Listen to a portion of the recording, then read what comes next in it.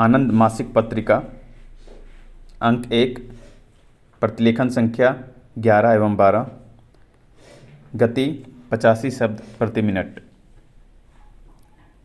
महोदया, मैं सर्वप्रथम अपने सभी माननीय सदस्यों के प्रति आभार प्रकट करता हूँ, जिन्होंने भारतीय पुनर्वास परिषद विधेयक 1962 पर अपने मूल्यवान विचारों से हमें और सदन को लाभान्वित किया। बहुत सारे प्रश्नों को माननीय सदस्यों ने रखा है, जिनके पीछे औचित्य है परिषद की बैठक के संबंध में जो आप लोगों ने चर्चा की है। मेरा भी ख्याल है, विश्वास है कि परिषद की एक बैठक होनी ही चाहिए, पर और कई बैठकें भी होनी चाहिए, क्योंकि बैठक एक होती है जिससे पूर्ण रूप से काम की समीक्षा नहीं होती। इसलिए मैं भी मानता हूँ कि बैठक बढ़ानी चाहिए। अंबेडकर साहब ने प्रश्न उठाया है कि आदिवासियों के अंदर बीमारी है। जो भी बीमारी हो, किसी भी कारण से कोई भी नागरिक अगर विकलांग होता है तो उनको भी हम विकलांग की सूची में मानते हैं। उन्हें विकलांग नहीं मानने का प्रश्न नहीं है। यह प्राकृतिक प्रदत्त भी होता है, दुर्घटना के कारण भी होते हैं। कभी कभी आँख में दवा लगाने से भी हो जाता है। शारीरिक रूप से पिछड़ा हो गया है तो इस तरह से जिन भी कारणों से कोई भी देश का नागरिक विकलांग होता है, प्रभावित होता है और प्रभावित होने के बाद विकलांग होता है, तो वह विकलांगों की सूची में निश्चित रूप से आता है। दूसरी बात, जो आपने विकलांगों की संख्या की बात कही है, अभी तो सरलता से नमूना सर्वेक्षण हो सकता है, पर जिस तरह से सर्वेक्षण की बात कही गई है वह मुश्किल से होगा।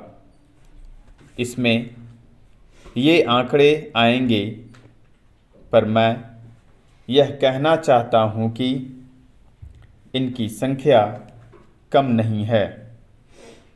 जहाँ तक मेरी जानकारी है, इनकी संख्या 1,20,00,000 पहुँचती है, मगर आबादी के अनुपात से संख्या अधिक भी हो सकती है और कम भी हो सकती है।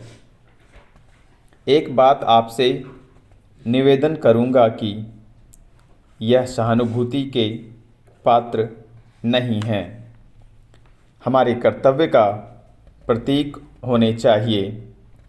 समाज में जो यह बातें हैं कि लोग समझते हैं कि विकलांगों के प्रति, चाहे सामाजिक विकलांग हो, आर्थिक विकलांग हो, शारीरिक विकलांग हो या जो भी निर्बल है, उनके प्रति सरकार को या व्यक्ति को या समाज को कर्तव्यपरायण होना चाहिए, न कि सहानुभूति दिखलानी चाहिए।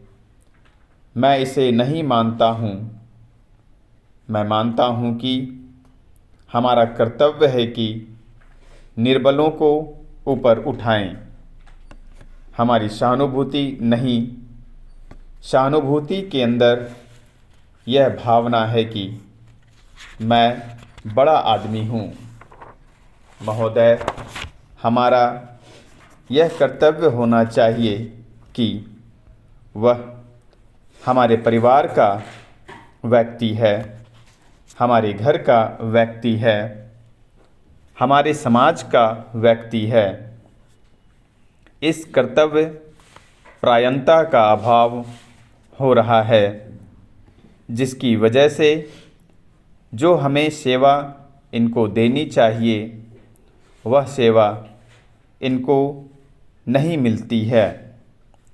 तीसरी यह है कि किसी परिस्थिति में यह विधेयक हमें लाना पड़ा, जैसे कि रजनी रंजन शाह जी ने ठीक ही कहा और उन्होंने सारी परिस्थितियों का विश्लेषण करके आपके सामने प्रस्तुत कर दिया कि पिछली शताब्दी के अंतिम 2 दशकों में इस पर गहराई से सोचा गया और भारतीय पुनर्वास परिषद अब तक कार्यकारी शक्तियों के आधार पर चलती थी, जिससे जो लाभ उन तक पहुंच सकता था वह नहीं पहुंचा, लेकिन कानूनी दर्जा देने की आवश्यकता पड़ी।